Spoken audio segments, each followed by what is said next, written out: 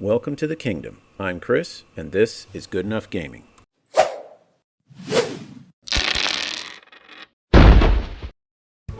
Howdy folks, and welcome to the next video in this tutorial series on how to play one-page rules. In the last couple videos, we've set up a table for the game, learned how to read our unit cards, and now it's time to get into the game itself. And there was much rejoicing. Starting with activations. Every game of one-page rules is divided into 4 rounds. In each round, players take turns activating one unit at a time. If one player runs out of units to activate before the other, the player with remaining units will get to continue activating everything they have left. Yes, this means that sometimes a player will get to activate multiple units one after another. In round 1, the first turn, or first activation, is determined by the player who won the roll-off during setup.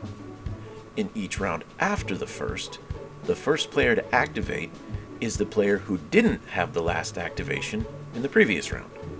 So if I perform the last activation in round 1, that means you get to go first in round 2, even if I won the roll-off and went first in round 1. This means that the first activation in each round could change, so just remember, whoever went last doesn't go first. The goal here is to keep one player from getting too many turns in a row, even though, as I just mentioned, that's not always possible. But going first in a new turn can be a big advantage, so if one player got to activate a bunch of units in a row at the end of a turn, their opponent getting to go first in the next round is a small way to try and keep things in balance.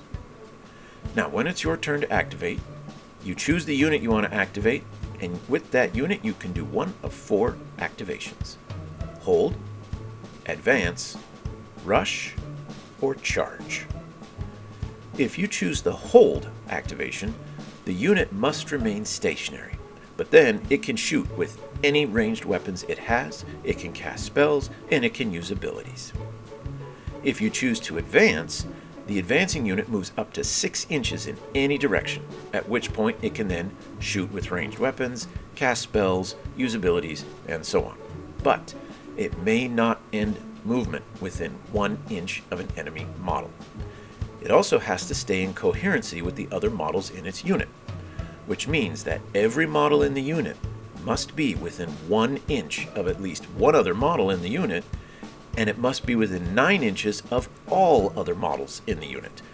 This means no conga lines and no daisy chaining. When moving, measure the distance from the front of the base at the start of the move to the front of the base at the end of the move.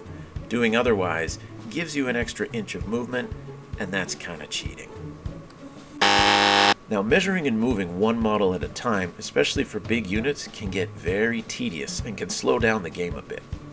So a quick way to move models, at least in casual games, is to measure the distance for the model at the very front of the unit, then measure the distance for the model at the very back of the unit, and put everything else in between, staying in coherency.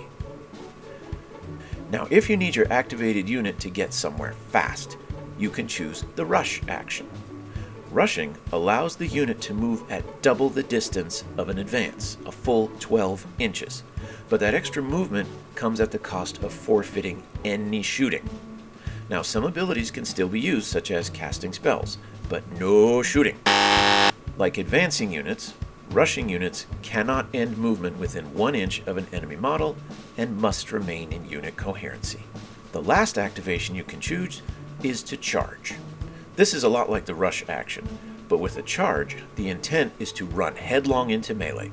So unlike the other activations where you can't move within 1 inch of an enemy model, with a charge, you must end in base-to-base contact with at least one model in your target unit.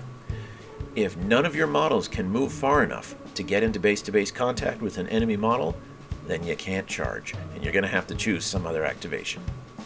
Now, there's no shooting allowed with any charging, but that's because melee can be absolutely devastating with the potential to wipe out an entire unit in a single phase. But more on that a bit later.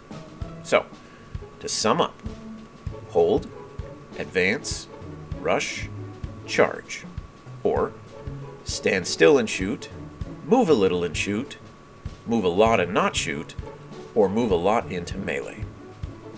Now, movement can be affected by terrain, but so can shooting and so can melee.